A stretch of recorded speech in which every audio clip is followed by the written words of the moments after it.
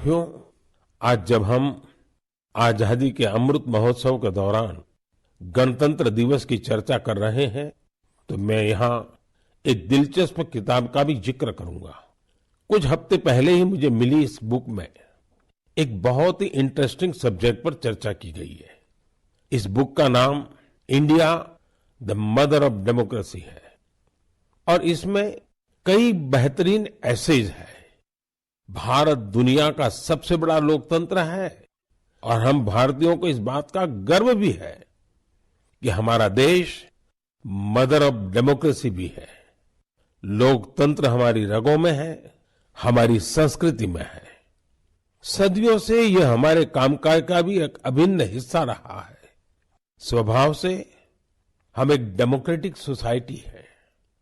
Doctor Ambedkar ने बौद्ध भिक्षु संघ की तुलना भारतीय संसद से की थी।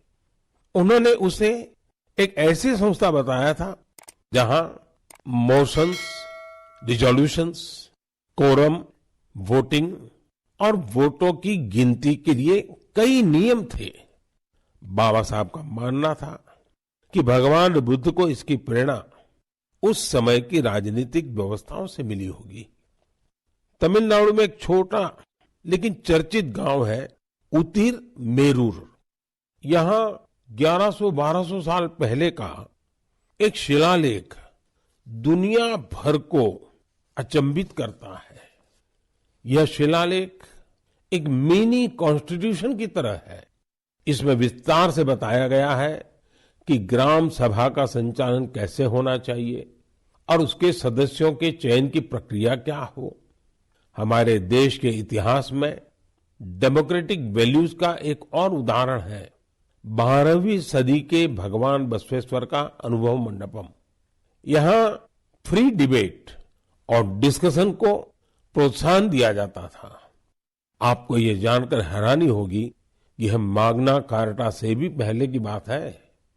वारंगल के काकीय वंश के राजाओं की गणतांत्रिक परंपराएं भी बहुत प्रसिद्ध थी।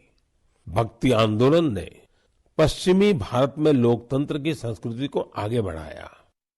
बुक में सिख पंथ की लोकतांत्रिक भावना पर भी एक लेख को शामिल किया गया है, जो गुरु नानक देव जी के सर्वसम्मति से लिए गए निर्णयों पर प्रकाश डालता है। मध्य भारत की उरांव और मुंडा जनजातियों में कम्युनिटी ड्रिवन और कॉन्सेंसस ड्रिवन डिसीजन पर भी इस किताब में अच्छी जानकारी है। आप इस किताब को पढ़ने के बाद महसूस करेंगे कि कैसे देश के हर हिस्से में सदियों से लोकतंत्र की भावना प्रवाहित होती रही है।